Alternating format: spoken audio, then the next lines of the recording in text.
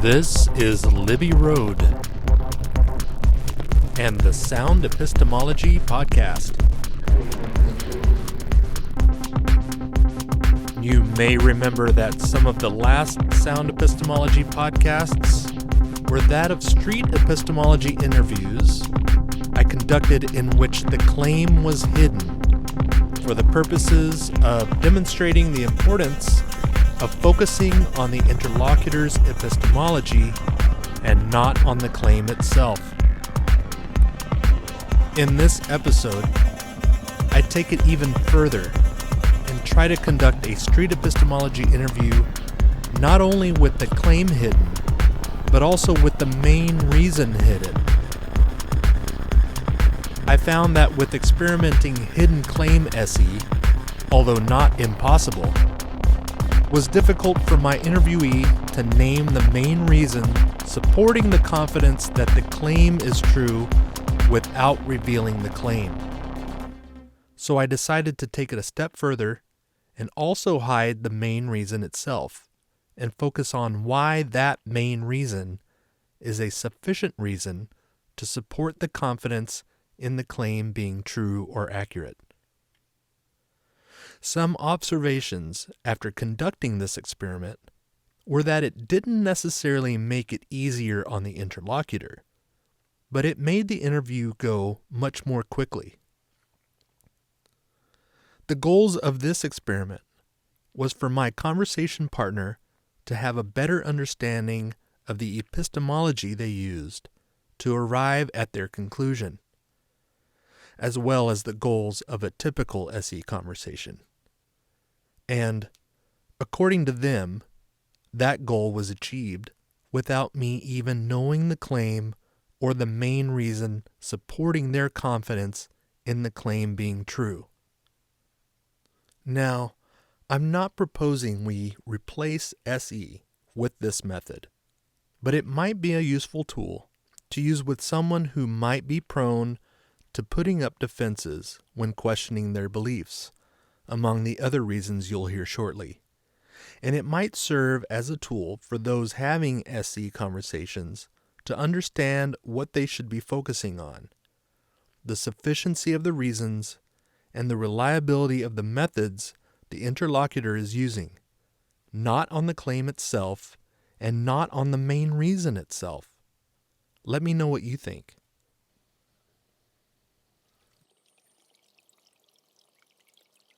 All right. Awesome. Yeah, good to talk to you again. Yeah, same here. So, it was mentioned before that I was gonna be recording this. Mm-hmm. That's cool? Totally cool with me. Yes. Okay, cool. And some of these go up on my YouTube channel. Is that okay? Oh yeah, for sure. Awesome. Right on. Yeah, really thankful for you wanting to participate in this experiment that I've been thinking about. How much time do you have? Are you good on time or?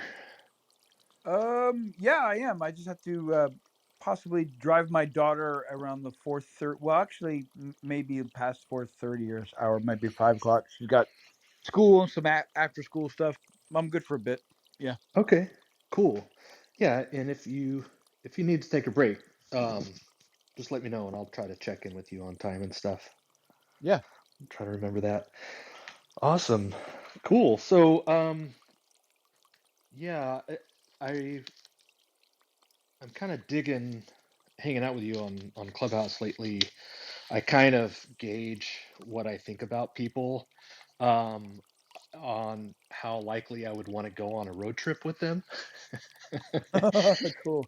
And just from our interactions, I've really enjoyed your perspective and your knowledge about street epistemology in particular. And I would just say that at this point, I would not mind going on a road trip with you. So Thanks, man. I appreciate that. Yeah. yeah, yeah.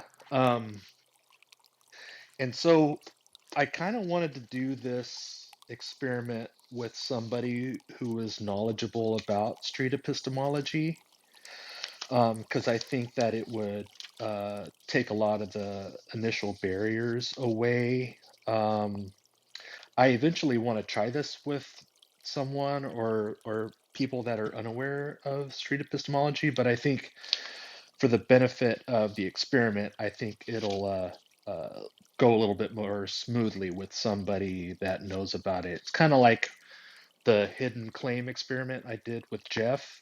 Oh yeah, that Um, was a good one. yeah, I chose him because he's aware of what street epistemology is, and for again, like for the benefit of the experiment, I think it runs smoother that way. And so I wanted to try a new experiment. Um, so what I have in mind is doing a hidden claim SE conversation with you. And one of the big issues, uh, or the hardest part of doing the hidden claim SE is trying to keep the claim hidden when talking about the main reason. Because uh, it, it's it kind of follows that, if I know the main reason, then that basically reveals the claim. It's been going pretty well. People have been doing a really good job of not revealing the claim while talking about the main reason. And just just so for the benefit of the people that might be listening, the reasons why um, I thought about doing SE with a hidden claim is that it helps us focus on the interlocutor's epistemology instead of focusing on the claim, which we can get hung up on the claim.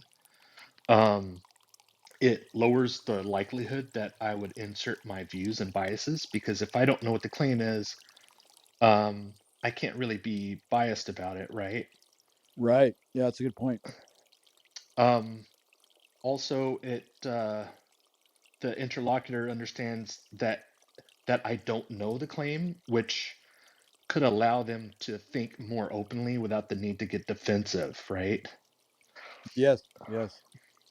Um, the tendency to bloviate is lower because you're trying to keep the claim hidden. So going on and on and on and on and on about the claim, uh, it's less likely for that to happen. Um, and it also forces the interlocutor to think about the claim, the reasons, and the epistemology in ways that they may not have before. Um, Much like how street epistemology takes somebody off of their script that they might have with their claim by focusing on the way that they arrived at the claim instead of the claim itself. It kind of helps eliminate that. Um, it's disarming, and it achieves the goals while avoiding some of the common pitfalls that we were just talking about. But it also offers new ideas for street epistemology practitioners, um, open to improving their street epistemology itself. So, do you have any questions right off the bat? And then I'll kind of go into what the experiment actually is going to look like. Hmm. No, I think I'm good as of now. Okay, A, que- cool, a question may come up, but right now I think I'm good. I understand you. cool, awesome. And then um, I want to make sure that you understand that the purpose of this is not for me to guess what the claim is at the end. Like Gotcha. that's not the objective. Right. The objective is for both of us after the conversation's done, and this is with any SE experience or any SE conversation that I try to have is for both of us to better understand your epistemology about this specific claim. Okay. Um, so what I want to do is add not only being not aware of what the claim is, but whenever we get to the main reason, Mm-hmm. I want that to be hidden also, so that we can talk about why the reason is sufficient, not the reason itself. So we don't get hung up on the claim and we don't get hung up on the main reason. We want to talk about um, why the reason is a good reason, which is that's kind of what I want to focus on. And one of the hardest parts about doing a hidden claim SE is keeping the claim hidden when talking about the main reason. So I want to take that off the table. So does that make sense? I think so. Yeah. It's Okay. Um, I I want to also say that this could crash and burn and be a complete disaster. And if that happens, it's not your fault. It's not anybody's fault. It's just the experiment failed. oh So yeah. I just I just wanted to kind of put that out there. Um, so all right. Uh, so what I'm gonna ask you to do is think of a conclusion um, that that you have. Um, and I have some recommendations for that to make it go a little bit smoother too. And typically I would have somebody write down the claim so that it doesn't fluctuate or change throughout our conversation. Right. Ideally, if you feel warranted to change the claim or to change it in a certain way after finding reasons or exploring reasons, then I would want you to change your mind about it if you felt warranted. Um, but for the purpose of the experiment, I would typically have you write it down so that it doesn't change. So you can't change the claim, um, throughout the conversation. Does Okay. that make sense? Yes. Okay, cool. Um, it's recommended that you stick to it and reflect on it afterwards. It's best if the claim is a statement about the world we share. Um, this avoids claims about personal preferences, and so if if you wouldn't mind keeping that in mind whenever you're thinking of the claim that you want to explore. It's also recommended that you form the claim in a positive form to avoid double negatives. So like an example of a positive versus negative claim in this context would be positive would be aliens are fake, and then a negative instead of a negative claim, which would be aliens are not real. So not using nots in your claim. Do you know what I mean? Gotcha. Okay, cool. It's also recommended that the conclusion is held in high confidence. So, 50% confidence in a claim isn't usually very interesting. You know what I mean? Yes. Yeah. I'm highly confident in this claim. Oh, okay, you've got one in mind already. Cool. Um, it's also recommended that this claim affects your behavior. It's more impact. The conversation is more impactful that way. Um, I'm not really interested in claims that don't affect people's behavior. Right. We good so far? Yeah. I'm trying to. Well, I would. I think it. The effect on my behavior.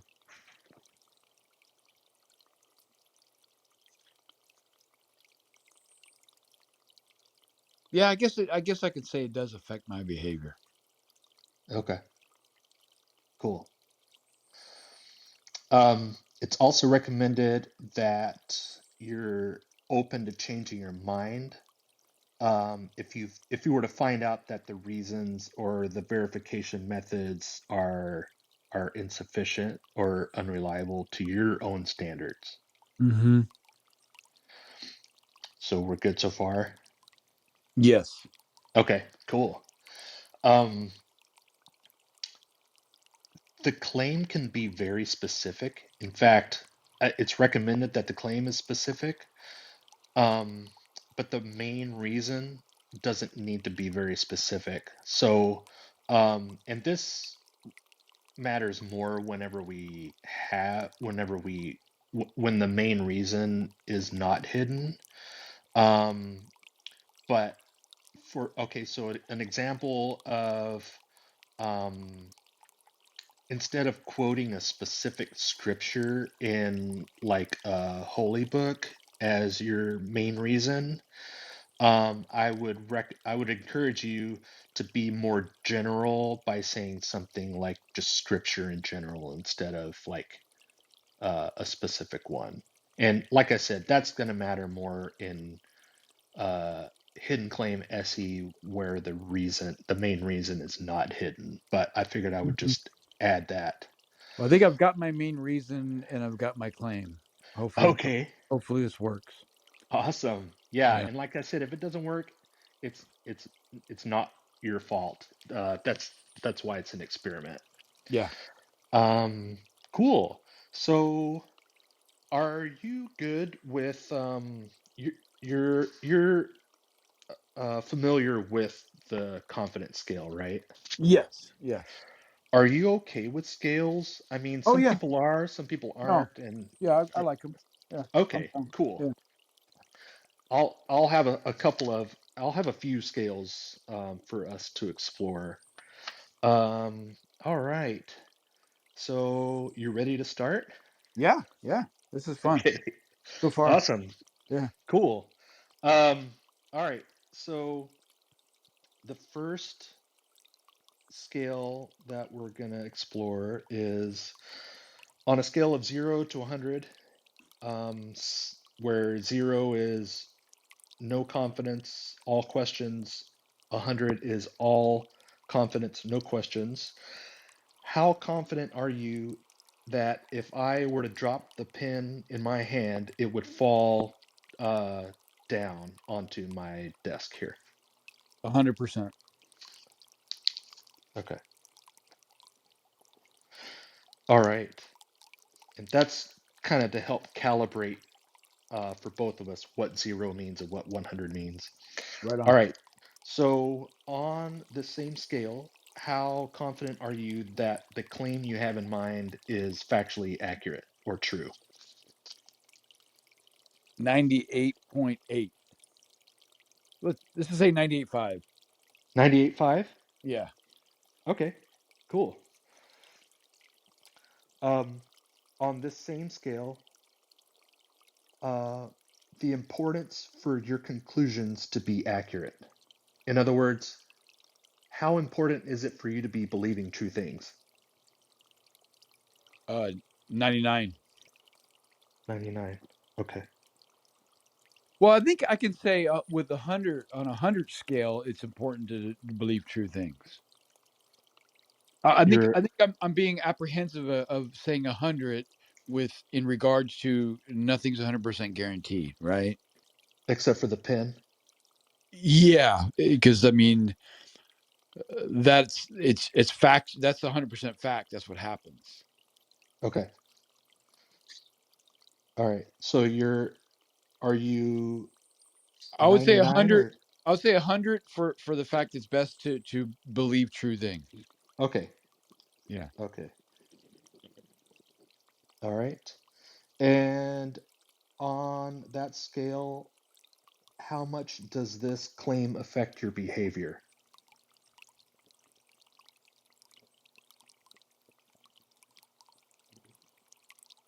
Probably in the 90s range. Okay. You want to go with like 90 or 95 or I kind of want to say 100 okay. within regards of of it's that valid.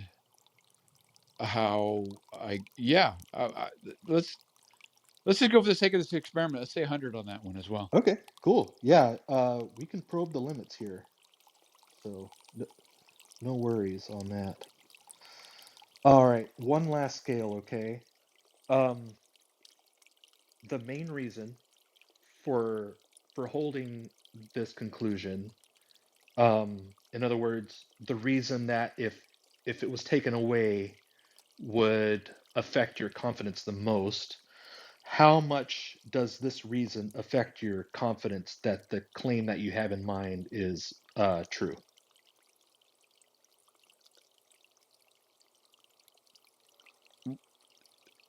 How confident in my reasoning I hold it to be true? How much does this reason affect your confidence? Oh, okay.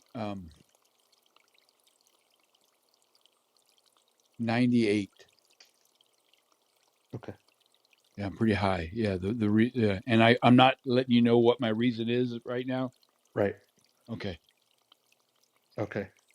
All right, cool. So just to recap what we've got so far, you're 100% confident that the pen that I'm holding will drop to my desk if I let it go.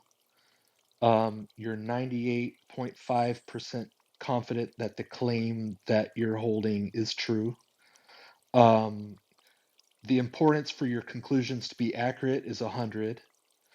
The amount that this claim affects your behavior is 100, and the percentage of how much this reason affects your confidence that the claim is true is 98. Is that all Yes. good?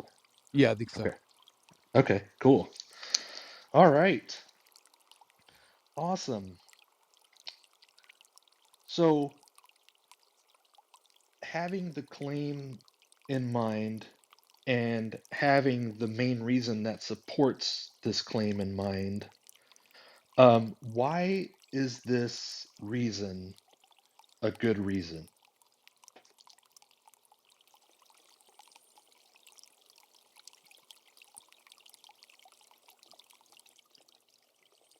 It's hard to. I'm trying to say it without giving you my reason. Yeah. This will probably be the hardest part. Right. You're 98. This reason affects your confidence 98%. Right. So it must be in your mind a really good reason. I'm asking what makes it a good reason for somebody to believe stuff. The validity of the claim at hand. Uh, Okay. it's it could actually be detrimental for it not to be held true. Okay. What I think I'm hearing you say is that this reason is a good reason because if you didn't hold this claim, that would be detrimental. Yes. Yes. Okay. Now, would it be detrimental for you only, or would it be detrimental for the rest of us? If someone was not to hold it valid, that individual could also cause harm to themselves and others as well. So it And could, others. yeah, it could be harmful. Yeah. Okay. So this claim, if it were not true, that would be bad for me.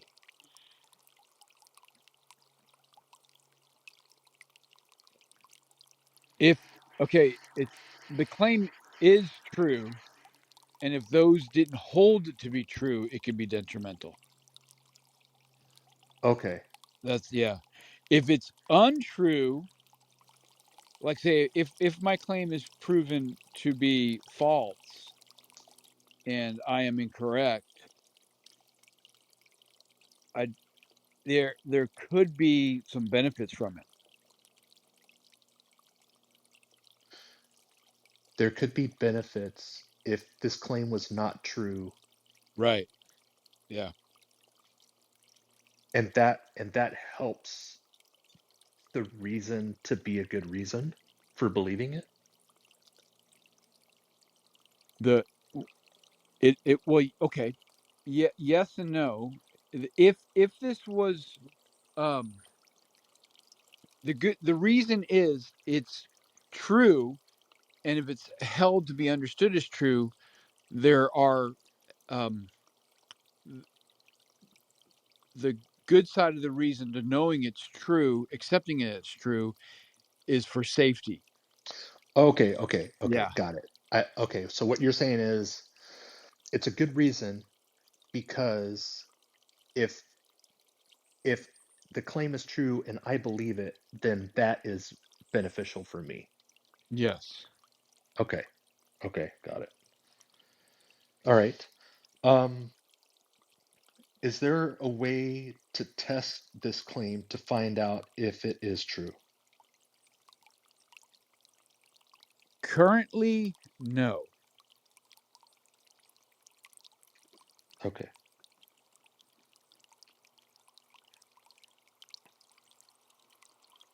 okay. There's no current test that we could perform that would demonstrate the truth of the claim. Is that what I'm hearing? And that supports the fact that I'm holding my claim to be true. If there is a test, it's possible to prove my claim false. Okay. It's it's more likely to be true because there is no test. Is that what you're saying?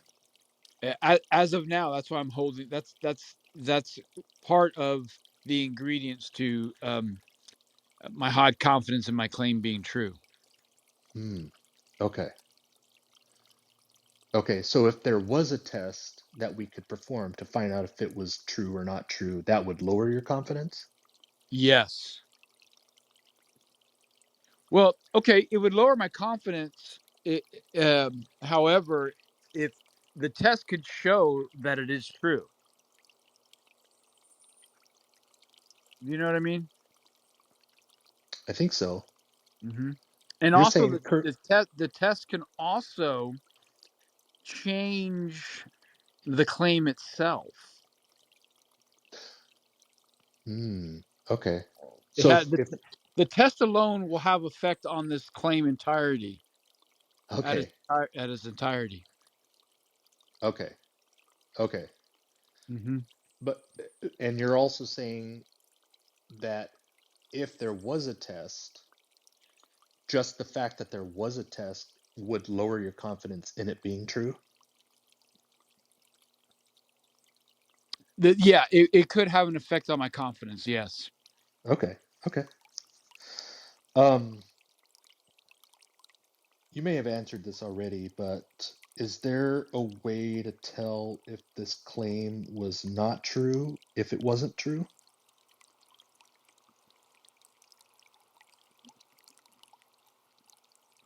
I don't think so. Can you reword that? I gotta look. I may have got confused. Yeah. It's the falsifiability Yeah. question. Yeah. Is there a way, if it wasn't true, and obviously I'm not saying that it's not true because I don't even know Right. what it is. Right. Right. Um, if it was not true, is there a way to find that out? Yeah. Right now, it's not falsifiable. Okay. Okay. Is there anything that you could find out that would raise your confidence from um, 98.5? Could you go to 99? Is there anything that you could find out that would raise it to 99 or even 100? Yes. Okay. That would be the test. Okay. And the test would also, it could lower it, you were saying earlier too, Right. right? It could totally it could totally move it either which way. Okay. Got it. Are you able to talk about the test without revealing the claim or the main reason? If you're not, that's okay. I'm just curious. If you are, I'd be interested in hearing about the test. I'm trying to. I'm not too sure if I could. Okay, no problem. Yeah. Okay, cool. Um, that basically concludes the experiment. Um, is there anything else that you want to say at this point, now that I'm done with the questions? Well, when and if we are able to test for my claim, and I've mentioned before, it's going to um, take off a prefix part of my claim. Okay. It would affect the claim itself Yeah, once we had a way to test it. right. Okay. Okay. I guess I did have one question. Um, do you think it's a good idea to be 98.5% confident in a claim that we can't test or that we can't falsify? Would this claim in specific? Yes, I think so. Okay. So there are claims or conclusions that you think is perfectly reasonable to be that high in confidence that we can't test or falsify. Yes, I think so. Interesting. Hmm. Okay. Um, do you have a better understanding of your claim, your main reason, and your epistemology now that we've gone through this? I think so. Yeah. I mean, Okay. this is something I've discussed quite a bit. So I'm happy I was able to talk about it. Obviously, it's a different conversation by not being able to uh, bloviate about it. So yeah, yeah. Okay, cool. Well, that was my goal. So, awesome. So, you're welcome to reveal the claim and the main reason if you'd like. You don't have to, but I'm curious to find out what it was. Yeah, would it be helpful in your pardon is a dump truck going by? Would it be helpful in the experiment as well? Because I don't mind Um, sharing. I'd actually like to, and maybe it might be beneficial if I proceeded properly with the questioning, especially in the experiment, because I may have goofed up a little bit. I don't know. yeah, cool. Yeah, I'd be So happy to yeah, hear it. in the spirit of wording it without a negative, I say that the supernatural is fake. Okay, that's your claim. The That's my claim. supernatural is fake. And my reasoning is rational thinking, Okay, rational slash critical thinking. okay. All right, so take me through the testability and the falsifiability about that. So, like, if we have the ability to test for things that are outside of our natural realm, once we have that test, the said thing that's in question is no longer outside of our natural realm, and therefore it's natural. Hmm. So that's why it changes the claim, and then we understand it. And so, um, then if the supernatural is fake and we can test for it, it would no longer be considered supernatural. Got it. So, okay. So the you could still make the claim, Yeah, but it would be testable and therefore invalidate the term supernatural. Is that kind of that's kind of what I'm hypothesizing. okay? Okay, cool. Right on. Well, that was fun. It's Yeah. usually whenever I do this, it's extremely easy on my end, and it's much more difficult on your end. Um, so yeah, I really appreciate you uh, agreeing to do this with me. Yeah, it was fun. I uh, enjoyed it. Yeah. any other thoughts about it? What do you take on it? Because I use that with the God. There's the no God, no God, no God or gods or anything supernatural kind of claim. Right. It's Yeah, it's interesting to think about a claim and being that confident in a claim that we can't test or falsify. Because I typically, um, I typically think that if we can't test it or falsify it, I shouldn't be that confident that it's true. Does that make sense? Right. So let's look at it like the same way as a claim where like an invisible pixies flying around causing things to happen are fake. Uh-huh. So I would have high confidence that that claim is true. Right. It based upon the preponderance of evidence that we have that there is nothing to conclude us to think that there are invisible mechanisms, moving stuff around in space in which we can observe. So Got it. in that regards, those kind of claims, it's okay to have a high confidence level in until we have the ability to test for, like, holy shit, there are invisible pixies flying around. So every time you Uh-huh. watch a leaf fall off a tree, it's because the pixies are plucking the Right. leaves off the tree. You know, Yeah. it's not autumn; Yeah. it's the pixies. It's pixie season. You know, Okay, so conversely, is it reasonable is it reasonable to believe that pixies are real because we can't test it or falsify it? no, it's reasonable to believe that they're fake because we can't test or verify it. So it doesn't work both ways, it just works one way. That's how I would see it. Yeah.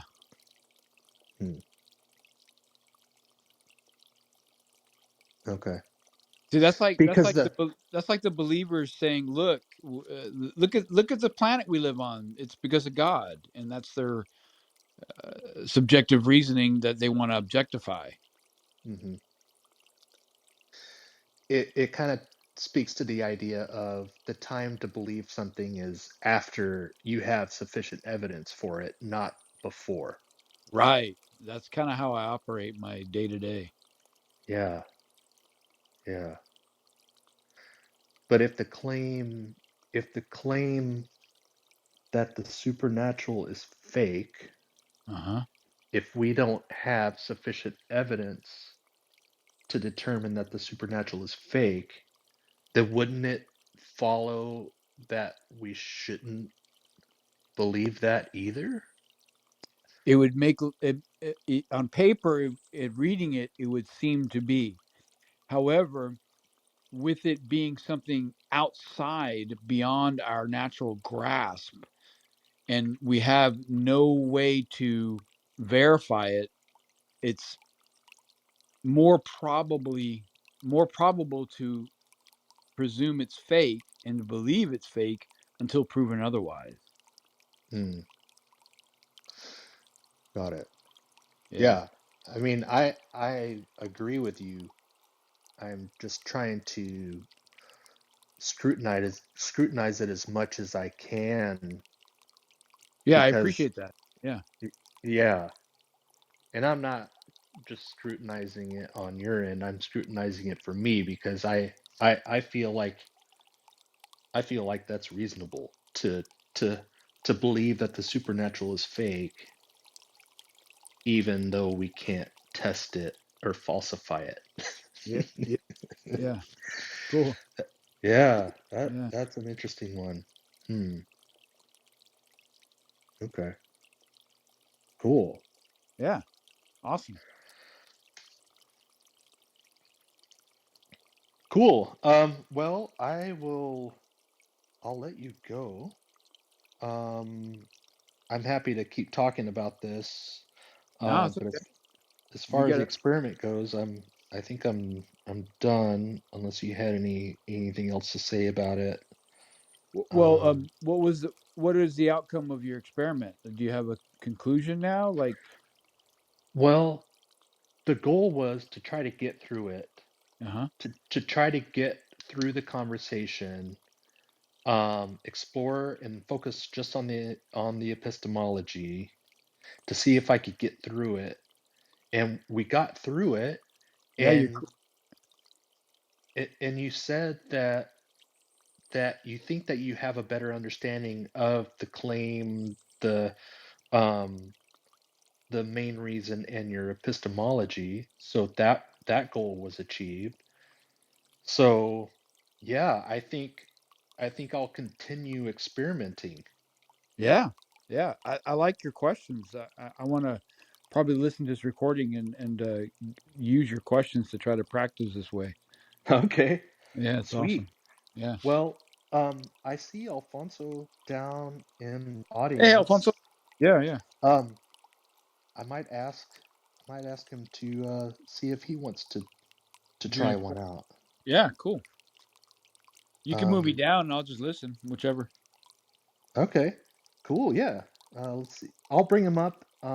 We can chat for a second and then go from there. Yeah, cool. Let's see. Was it faster than you thought? Were you expecting a little more time? It did go by uh pretty quickly. But I I wasn't ruling that out because you know what this is about. Yeah, You understand the procedure, you understand what the questions are trying to focus on, and you understand the benefits of exploring these questions. So I would say that I'm not surprised that it went by quickly. Um, I mean, I don't think that's a bad thing. no, yeah, yeah, no, cool. Yeah, awesome. And there you have it. I'm interested to hear what you think about this experiment. You can find us here on this YouTube channel, the Sound Epistemology Facebook group, on Twitter at SND Epistemology, and on the Clubhouse discussion app. Until next time, keep asking questions.